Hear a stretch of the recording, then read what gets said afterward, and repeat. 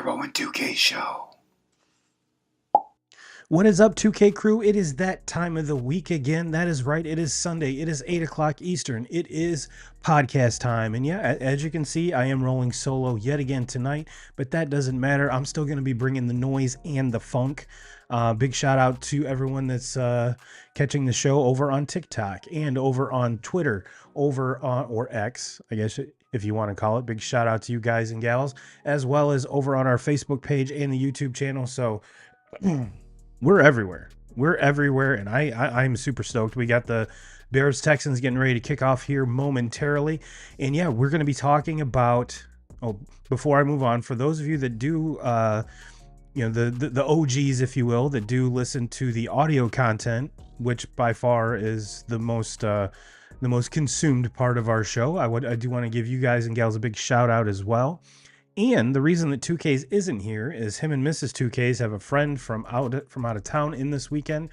Big shout out to Dana and her crew, as well as happy birthday, Dana. Happy birthday to you. But yeah, this week we're going to be diving into something we love to do every single year. Way too early NFL picks. You're not only going to get my my divisional champions, as well as wild card picks and all the postseason awards. So I can't wait to get into that. But first, as always, we have some news to go over. We have some news, and to get the news part started here, I want to give you an update on the survivor pool. For those of you that don't know, if you don't remember, we kind of nixed the fantasy football for the year. That was my bad. Hand up accountability, just ran out of time. And we had some folks, a lot more folks drop out than normal. So I figured, what the hell, we'll give this Survivor League a shot. And after 2 weeks, ladies and gentlemen, 2 weeks, we're down to 2 players out of 11. The Bengals took half the whole roster out here, and the Ravens took out most of everyone else that was left over on week 2, and it's it's me and Michael. So big shout out to you, Michael. And I believe that's Michael, but yeah, and there was 2 teams that didn't even make picks. So thank you for your $20, and just wanted to give a quick update on that. So yeah, best of luck. It's down to 2 from 11 on going into week 3, which is rather odd, but that is the NFL. Let's see here. Let's go to this. Not going to touch on a whole lot of college football this week, but I did want to point this out.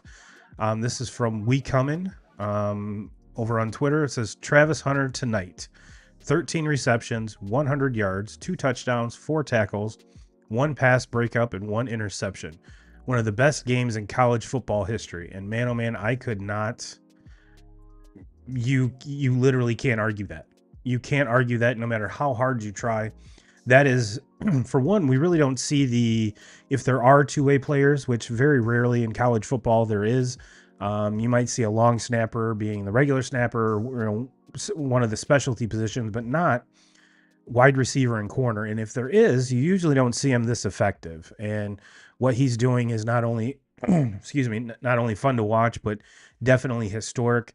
Colorado comes away with a big win last night over Colorado State. So Deion's got the boys humming.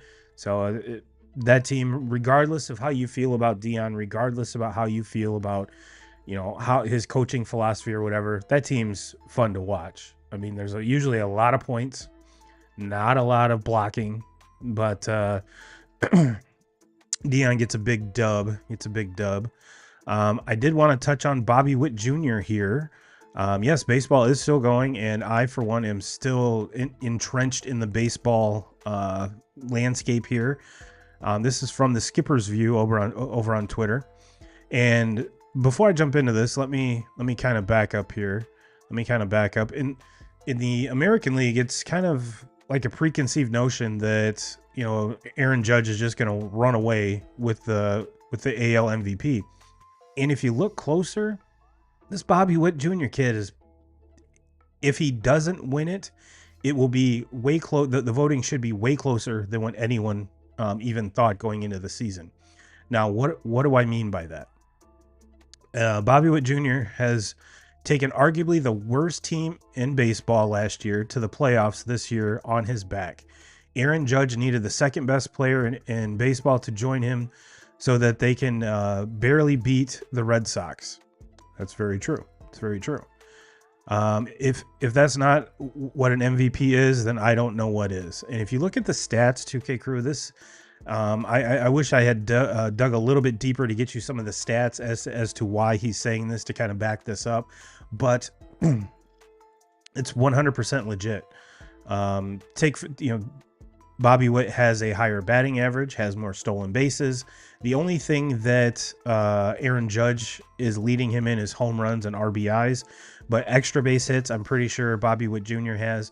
How highly you weigh wins above replacement, those two have been going back and forth all season, and just what Bobby Witt's done, even going back to prior to the All-Star break, is amazing. And just an awesome player to watch. He's like he said, this is a Royals team that was hot garbage the last handful of years, and now they're I'm not going to say firmly in a playoff spot, but damn near. And when that pitching staff's right, they're going to be a tough out in the playoffs. Now, do they catch the Guardians?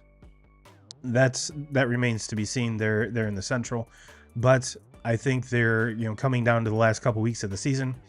I'm pretty much going to pencil them into one of those wild card spots. But he's taken a boring, mundane team that just really isn't any good, and just said, "Hey boys, we're winning. Watch me, come with me, help me, and let's get this job done." One other bit here that I did want to touch on is last week I showed a tweet from a from a Florida State fan that said he was going to, quote unquote, if Florida State loses, I will eat dog shit out of a red Solo cup with a spoon. And we talked about how his subsequent just evacuation from social media. But I did want to bring this up. This is from PFT Commenter over on Twitter. FSU still hasn't won a game since this coward refused to eat the dog poop. And that is very right. And if you are a Florida State fan, I'm sure you would take any amount of, get the bad juju off, get this whatever's around us. Now, possibly could be the quarterback. I don't know. But just kind of get this mojo off of us. And, maybe they need to bring him on the 50-yard line and he make good on his claim here. So if you're a Florida State fan, I would be actively looking for this gentleman and actively making him do this, because I'm not saying he's the cause, but at this point, Florida State fans, I'm pretty sure you would take anything. So we saw what Peyton Manning and Jeff Daniels did in Detroit with the, I'm not going to say ritual, but the stuff that they did prior to last season or 2 seasons ago, and that's kind of turned that whole program and situation around. Maybe this is your Jeff Daniels and Peyton Manning moment. But like I said, if I was a Florida State fan, I'd be like, yeah, get this guy in here. We need the poop eaten. We need the poop eaten. And speaking of one last college football thing here, Notre Dame moves up to 17 in the AP poll after a big 66-7 rout of Purdue, which kind of leaves in my mind, like, where were some of these points last week? And if the coach of NIU and Marcus Freeman had conversations on how to approach Purdue, maybe we need to hire him as part of the staff, because man, oh man, he gave some bomb ass information if that was the case. That Purdue was never in that game. And just goes to show you how much, we won't open the Notre Dame can of worms this week, but I'm sure we will revisit it as time goes, just because that kind of is what it is. Well, that's about all the news that I have, 2K Crew. So let's get into my NFL picks. And truth be told, we usually try to do this prior to the season starting. like I said, it's just been kind of some schedule conflicts. We did get the college football one in, and I do believe that as of week 3, we are 2-1 with our college game day picks. So I'm almost positive. I haven't. That's going to be my goal this week. Is to go back and listen to which locations we chose for each college game day, because we got the first one right because they gave it to us.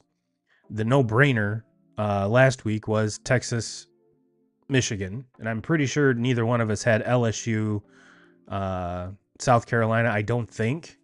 I'm almost positive I didn't, but that's going to be my goal.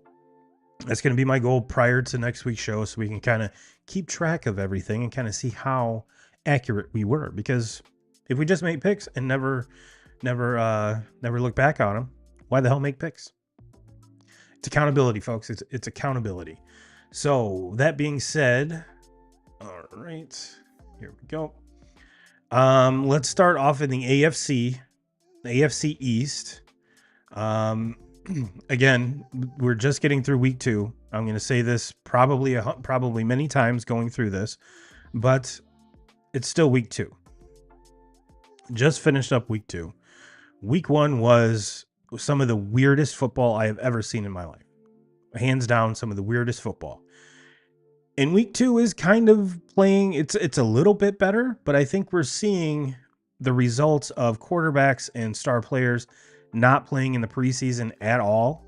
And maybe that's the case, maybe, I don't know, but I don't remember a lot of players like this and teams getting off to slow starts.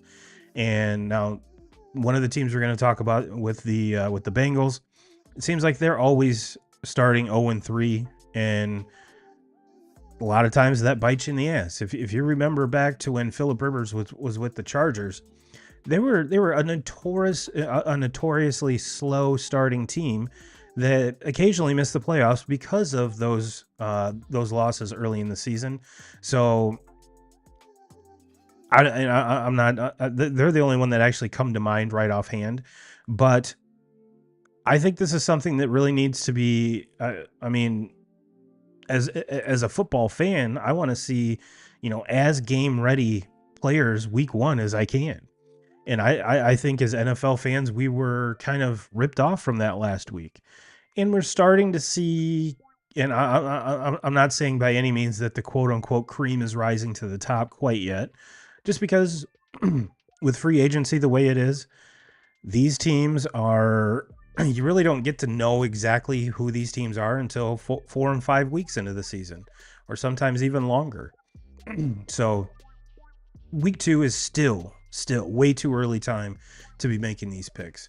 The AFC East, Buffalo sits atop that 2-0.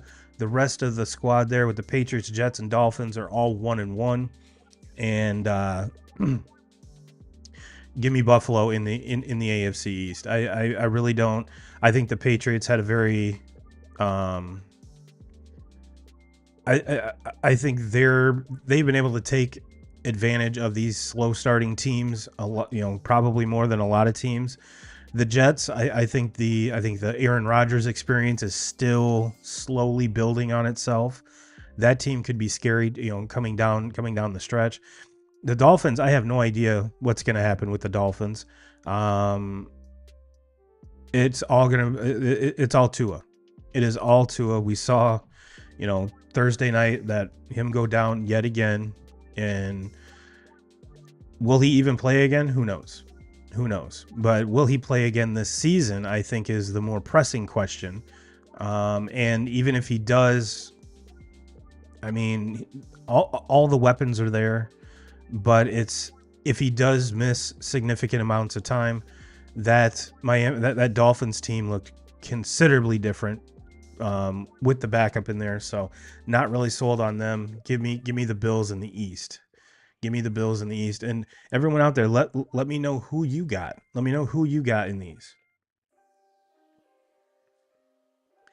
Up next is the AFC North. We got the Steelers at 2-0. The Browns at 1-1. Ravens and Bengals, shockingly enough, are 0-2. Each of them 0-2. Bengals had a very tough loss here just recently.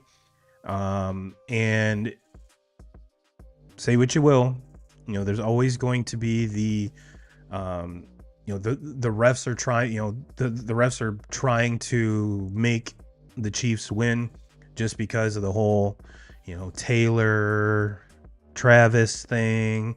We want Mahomes, our prized possession to be in front of as many eyes as possible. That was a very awkward game for Mahomes. I mean, both teams had a slew of turnovers, and I think it comes back to that whole players not playing in preseason. The defense is a little sloppy. Speed is speed, and I think we're seeing the evolution of those weapons uh, in Kansas City kind of evolving. Now, Pacheco did go out, so we kind of have to keep an eye on that situation. But in this division, I'm still buying the Bengals and Joey Burrow. The whole Jamar Chase thing has me kind of scared in that one, just because the whole contract thing, and he really hasn't looked himself. Granted, he sat out all of training camp and all of the preseason, so I'm sure there's rust there.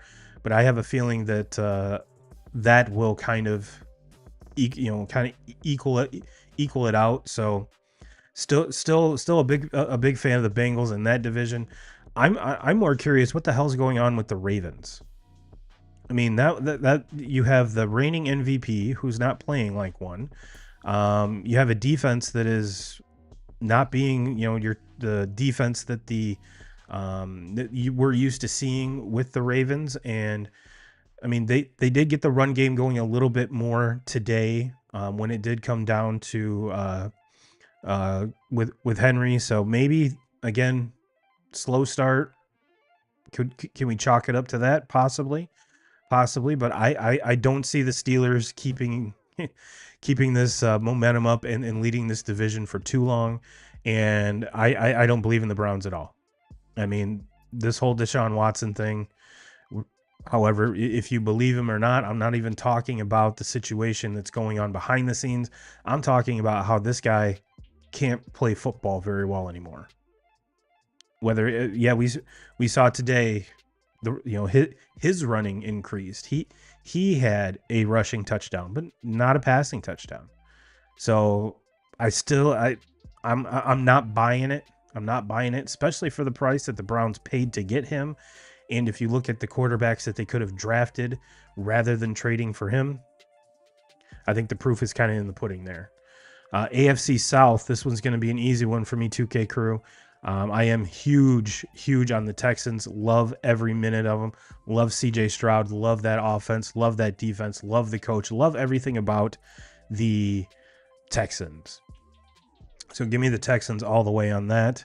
And the AFC West. This one, I mean, traditionally we have seen this, especially here lately, with the, Mahomes kind of stranglehold over this division.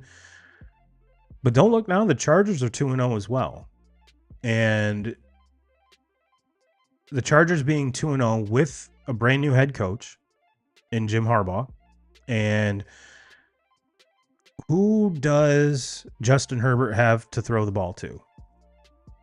Top two targets from last year gone. You still got Bosa on the other side. That defense is very, very good. I personally don't see them continuing to lead this division, or they're tied with Kansas City now 2-0. Las Vegas that's a weird situation. I'm not buying into Gardner Minshew leading a team into the playoffs again, especially that roster. However, we did see Devontae Adams make an insane catch today, which that's what he does. That's what he does. That doesn't shock me. And the Broncos rookie quarterback, not a very good squad around him. We talked about Sean Payton being a quarterback whisperer. Bo Nix, is he really Drew Brees, or could he be Drew Brees? Possibly, but he's not right now. He's not right now. So with this division, I gotta continue to ride the Chiefs train on this one. And my wild cards, ladies and gentlemen, I'm going to take the Chargers and the Ravens as my two wild cards. Like I said, I do believe that Harbaugh will keep this team relevant, keep this team in the mix, and I do think they get one of those wild card spots. And I think his brother, on the flip side, with the Ravens, I think they get the ship righted. I'm not saying that Lamar will be back to MVP form like last year, but I do think that team is and should be good enough to make the playoffs. All right, well, let's jump over to the NFC East. We've got the Eagles, who play tomorrow night. The Commanders, both Eagles are 1-0, Commanders are 1-1, Cowboys are 1-1, Giants are 0-2.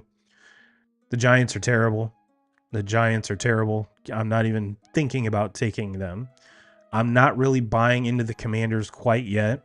Jaden Daniels had some very nice moments in that game today. That defense is still pretty good. I'm not buying what they're selling either. The Cowboys, good Lord, that was an absolute wreck. I mean, that was just wow. Let's just keep it that way. Wow. And we'll get into a lot of the games, after the picks. So kind of hang in there for that. But give me the Eagles on this. I'm not. Yes, it was week 1. Yes, the Eagles look shaky, but they were able to get the win. Now, if memory serves me right, AJ Brown is out for tomorrow night. So how will that impact the game? We shall see. But it should be fun. It should be fun. But give me the Eagles in the East. The NFC North, we got the Vikings at 2-0. The Sam Darnold Vikings. I mean, this guy was just signed to kind of play 4 or 5 games until JJ McCarthy comes in, takes over that squad, and it's a very talented squad, very well coached squad, and we're seeing that with Sam Darnold, probably playing his best football of his entire career to this point, sitting atop the division 2-0. Bears are at 1-0. Lions, back-breaking loss today. They're at 1-1. Packers are 1-1, winning without Jordan Love, which we will get into here in a little bit. But in this division, I'm still very, very, very high on the Lions. I'm not ready to jump ship yet on the Lions. The way they played that game, which is we'll get into that. That's not their traditional MO. That's not what they do. So I think they probably got away from the running game a little bit more than what most folks would kind of expect from MCDC. But I'm still buying the Lions in this division. The NFC South has the Saints at 2-0, the Bucks at 2-0, the Falcons at just one loss. They play the Eagles tomorrow, and the Panthers at 0-2. Panthers are by far the worst team in the NFL. Definitely not picking them. What I will do is I'll pick against them in the Survivor pool, though. I will do that. Not really buying the Falcons. I mean, I need to see more of Kirk Cousins. He looked very old and very rusty week 1. Does that continue? I don't know. I don't even know who their backup. Well, Penix is their backup. We'll see if he, if the whole Penix movement starts. However, they did pay Kirk Cousins a lot of money to play quarterback for him. So, I mean, it would be so hard to move away from him to start the rookie. But we shall see. The Bucks, I mean, this is, if you're a Browns fan, you have to be absolutely demoralized. Your current quarterback play as compared to the guy you ran out of town in Baker Mayfield. Baker has those Bucks buzzing. And the Saints destroyed the Cowboys today. Now, is that a testament of how good the Saints are, or is it how bad the Cowboys are? I'm not really sure yet. Regardless of Dak and that offense, that defense with Micah is supposed to be pretty good. Alvin Kamara scores 4 touchdowns by himself. So that being said, give me the Bucks in that division. Give me the Bucks. Really like what they're doing down there. Cannot say enough cool things about them. AFC West. AFC West, we've got the Seahawks at 2-0, Cardinals at 1-1, 49ers at 1-1, and the Rams at 0-2. Now for this one, even though the 49ers did not look like the normal 49ers today, give me the Niners in this one. Again, a team that had a lot of controversy in the offseason with the contracts of half of their team, which everybody got signed. So give them, I mean, this was, if they're going to have a clunker, this was going to be the clunker. And that the coaching staff over there, just that whole building is too good. Excuse me. They've been there. They've done this. The Super Bowl hangover, is it real? Especially the Super Bowl loser hangover, is it real? We shall see. But until someone beats them, I have to keep taking them. I have to keep taking them. And my wild cards, I love what the Cardinals are doing. I love what the Cardinals are doing. We're seeing Kyler be kind of pre-injury Kyler. Marvin Harrison Jr., Maserati Marv, down the sideline. Well, that dude went down the sideline a lot in the first half today. And I love, and with the schedule they play, their schedule is going to be very, very weak as compared to the 49ers and the Seahawks. So I think that gives them a little bit of an advantage. Give me the Cardinals, and I am rolling with the Saints. I am rolling with the Saints. They've got the hot hand right now. Can Derek Carr stay healthy? That's going to be the huge question mark there. But as it sits right now, give me those two teams in the wild card.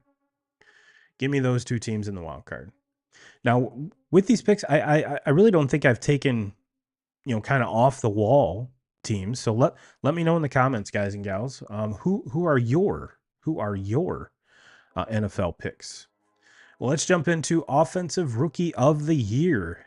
I already talked about him. Give me Marvin Harrison Jr.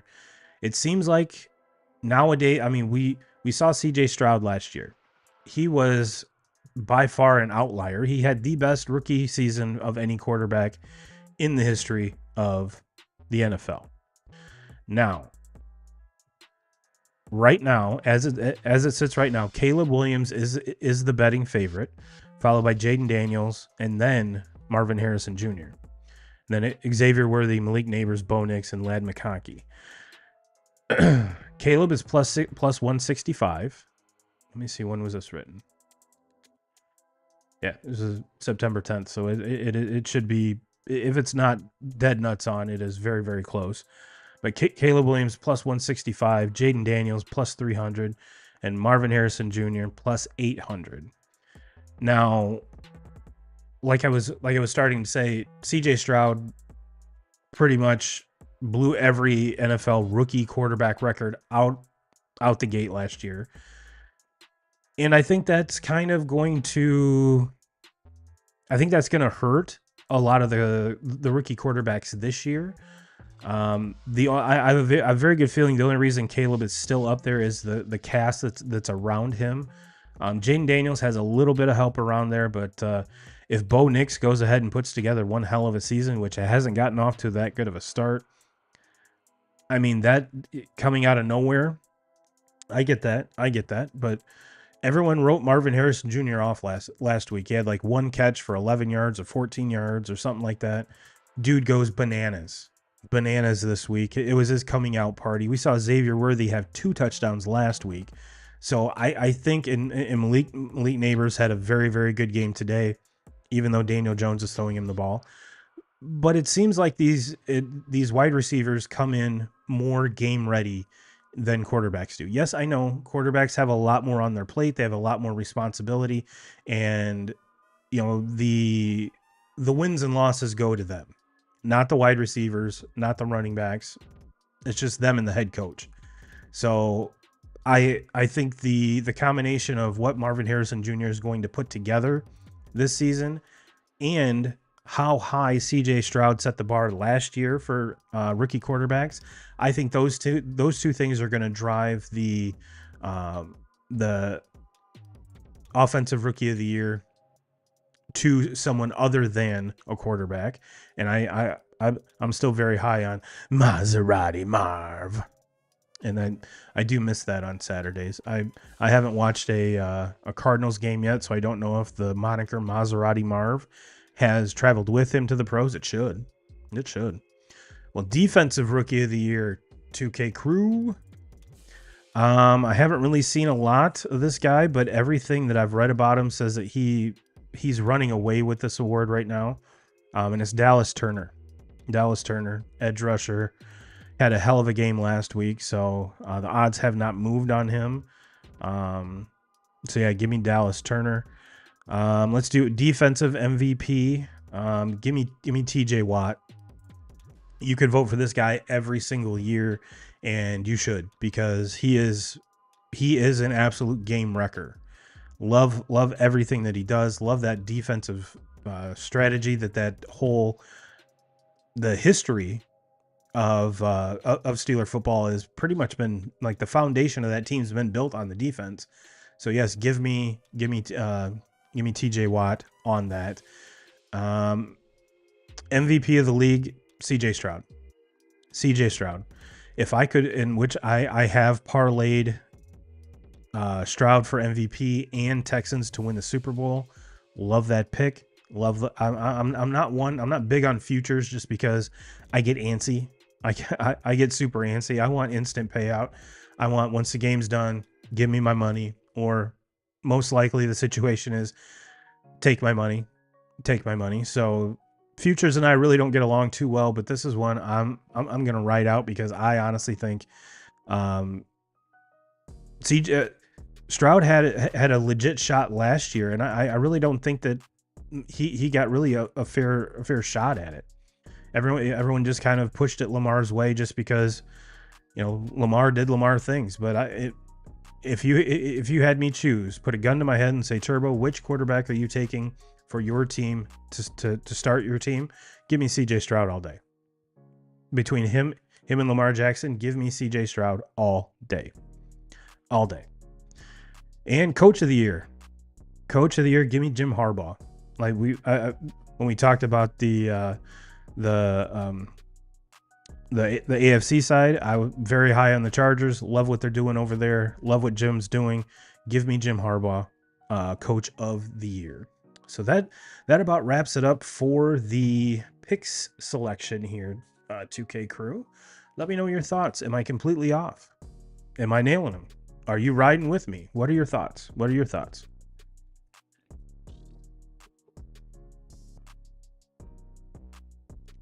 All right, well, let's jump into scores. Here we go. Looks like we got a 3-3 tie and still the first quarter, Bears Texans. All right, well, the first game, let's talk about Steelers Broncos. Let's grab a box score here. And fingers crossed, the ESPN is nicer to me this week than last week. Again, no Russell Wilson in this one. Justin Fields goes 13 of 20, 117 yards and a touchdown. The biggest thing here, no interceptions.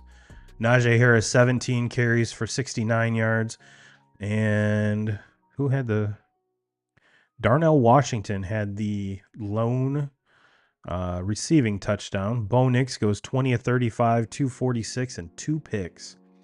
Bo also led the way with rushing yards, 4 carries for 25 yards. That's not a very good stat line if you're trying to help out your rookie quarterback. That number, 35 passes, I can get behind.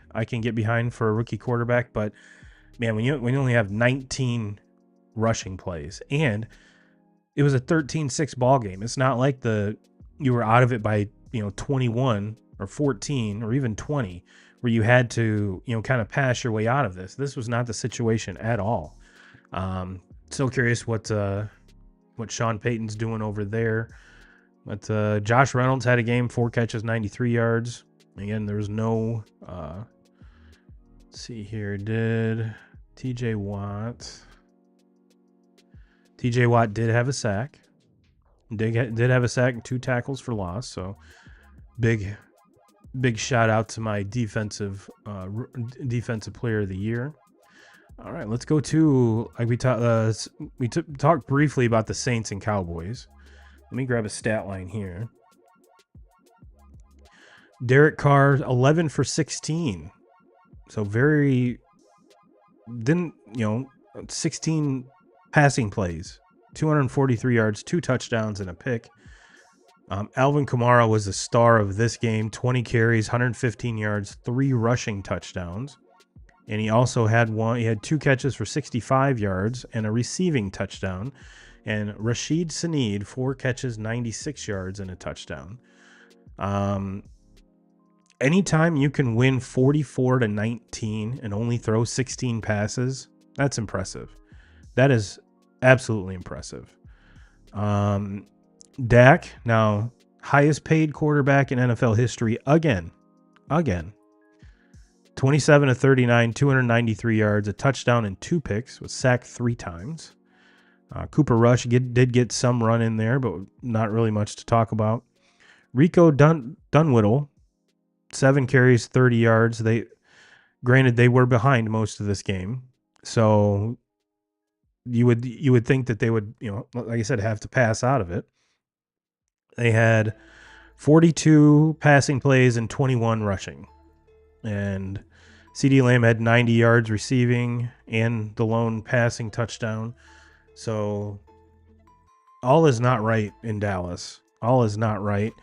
And like I said, I'm not so much going to bury the Cowboys based on their offensive performance. I'm going to basically shit on them for their defense. I mean, are the Saints this good? No. I honestly don't think the Saints are 44 points against that Cowboys defense good. But what the hell happened to the defense, boys? You're America's team. You can't be doing this. You got the highest paid quarterback in NFL history. Can't be doing this. Can't be only scoring 19 points. Come on, boys. Come on. And maybe that's a smack in the mouth they need. Who knows? I'm sure if 2Ks was here, he'd be chatting probably more about it, probably a little bit more heated than I am. But let's jump into Bucs Lions. Bucs go into Detroit, get a big win, 20-16. Very hard fought game here. Again, Baker 12 for 19, 185 yards, a touchdown and a pick. Jared Goff 34 of 55. This is what I was alluding to in my pick segment. 307 yards and 2 interceptions. Not a single passing touchdown. I don't remember the last time a Dan Campbell team passed the ball 55 times. And now, mind you, this was 13-6 at halftime. So it's not as if they were out of it. They weren't trying to pass themselves out of it, like I've alluded to. Why in the hell was Jared Goff throwing the ball 55 times? They run 56 pass plays as compared to 27 running plays. Jahmyr Gibbs gets gets 13 carries, 84 yards. Montgomery has 11 carries for 35 yards, and he did have a touchdown. Jamison Williams has 1 carry, but Baker Mayfield led the rushing attack for the Bucs, 5 carries for 34 yards. If you started Rachaad White in your fantasy league, you probably didn't get a whole lot of points from him. 10 carries for 18 yards. Chris Godwin led the way, receiving 7 catches for 117 yards and a touchdown. And I had a feeling Amon-Ra was going to come to play today, which he had 11 catches, 119 yards. That is that's more of the stat line that we're used to seeing from him. Last week was kind of not quite the Amon-Ra stat line that we're used to. But like I said, I'm obviously not out on the Lions. I really still like the Lions. I think this was just a hiccup in the road, and it just goes to show you how good the Bucs really are. Now, what I find crazy, Lions fans, is you guys and gals were some of the most patient and loyal fan base I have ever seen in my life. Jared Goff has a game like this, and all of a sudden you're like, oh, he's shit. He's dog shit. Get him the hell out of town. We're done again. This team sucks. This team sucks. No, your team's 1-1. Okay, calm down. Calm down. You're 1-1. You lost to a good Bucks team. Chalk it up as a loss. Let's go play next week. I have a very good feeling when we talk about stat lines next week, you're going to see that pass and run stat line flipped. There's no way Jared Goff throws the ball 55 times next week. You can almost guarantee that. Let's stay in the NFC North and talk about the Colts and Packers. Colts go into Green Bay. Now, mind you, this is a Green Bay team, like I said, without Jordan Love. We saw Malik Willis throw one pass last week, well, tried, and was basically throwing a Hail Mary and couldn't even do that.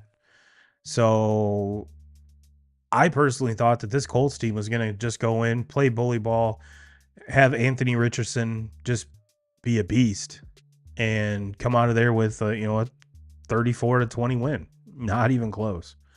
Not even close. Packers win 16-10. Anthony Richardson goes 17-34, 204 yards, 1 touchdown, 3 interceptions. Malik Willis, 12 for 14, 122 yards, 1 touchdown, no interceptions. Now you see here, when you have a inexperienced quarterback like Malik Willis, he's throwing the ball 14 times. Of course, it doesn't hurt when you have Josh Jacobs back there. 32 carries, 151 yards. Malik had 6 carries for 41 yards. Jonathan Taylor on the other side had 12 carries for 103 yards. So definitely not a lot of offense here. Dontavion Wicks had the lone touchdown reception for the Packers, and Alec Pierce, 5 catches, 56 yards for the lone receiving touchdown for the Colts. Colts are off to an 0-2 start. I mean, this was a team I was very high on. Was curious to see how Anthony Richardson would come back from that injury. He has all the talent in the world. If you're a Colts fan, pump the brakes. I have a feeling this, as long as he stays healthy, this team's going to be fine. This team is going to be fine. Yes, they absolutely should have went into Green Bay and just beat the hell out of the Packers. Did it happen? No, but AR's got to stop throwing it to the other team. I think that was the major talking point in this game. So Jets Titans. Jets win 24-17. Let me grab a box score here, because Aaron Rodgers only threw the ball for 176 yards and 2 touchdowns. Will Levis looks like a dude who's not going to make it through the year. This dude is getting the shit beat out of him on every play. And Tony Pollard had 17 carries, 62 yards. Calvin Ridley, who I believe had a rushing touchdown. Yes, he did, 1 carry for 10 yards. Also had 4 catches, 77 yards, and a receiving touchdown. Breece Hall had 14 carries, 62 yards. And Breece Hall also had one of the receiving touchdowns, as well as Braylon Allen. Garrett Wilson, 4 catches, 57 yards. Like I said, this Jets experiment, or this Jets experience, it's not an experiment. Experience is still, I think everyone's still trying to feel their way out. I mean, the Jets have all the weapons in the world on both sides of the ball. This is just a matter of, can Rodgers stay healthy, and how he game to game gets stronger, more mobile, isn't just a statue back there, and gets his confidence back. I think that is the major talking point with Aaron Rodgers. But yeah, that Titans team is bad. The Titans defense is good, but that Titans team is bad. Vikings 23, 49ers 17. This was the one I alluded to in my picks. Brock Purdy goes 28-36, 319 yards, a touchdown, and a pick.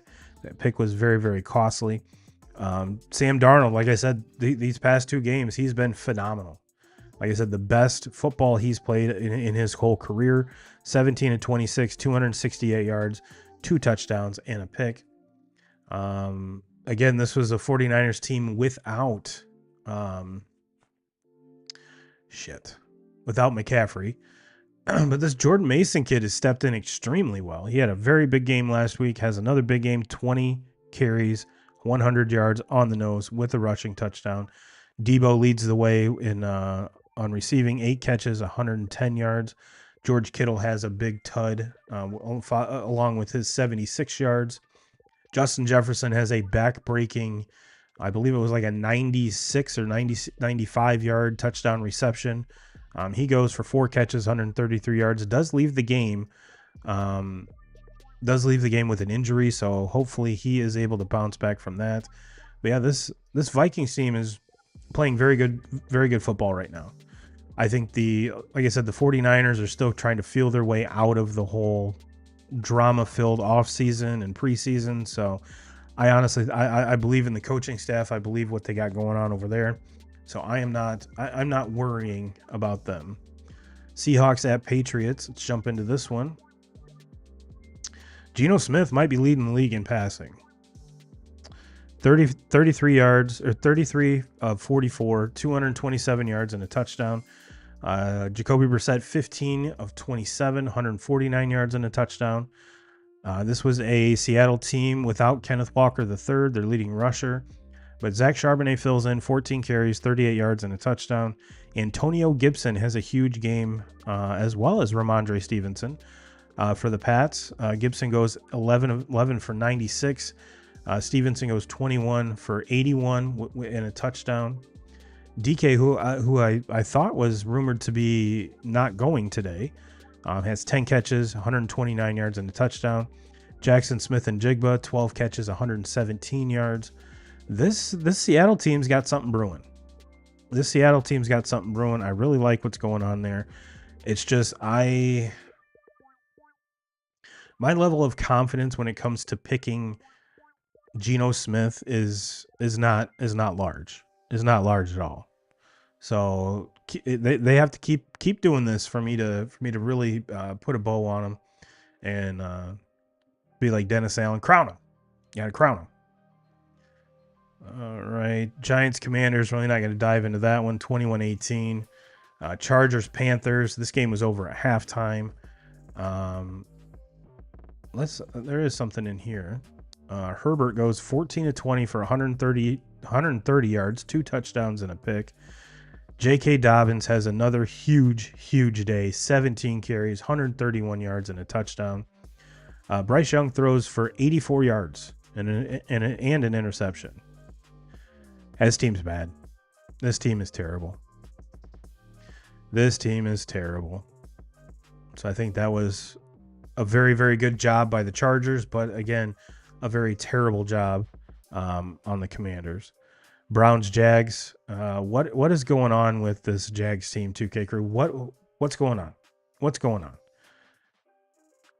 Lawrence goes 14 of 30 for 220. No touchdowns, but no picks. And ETN, 13 carries, 52 yards and a touchdown. Like I said, Deshaun has a rushing touchdown. He only throws for 186 yards, but again, no picks. Jags, this is a game that you're supposed to win.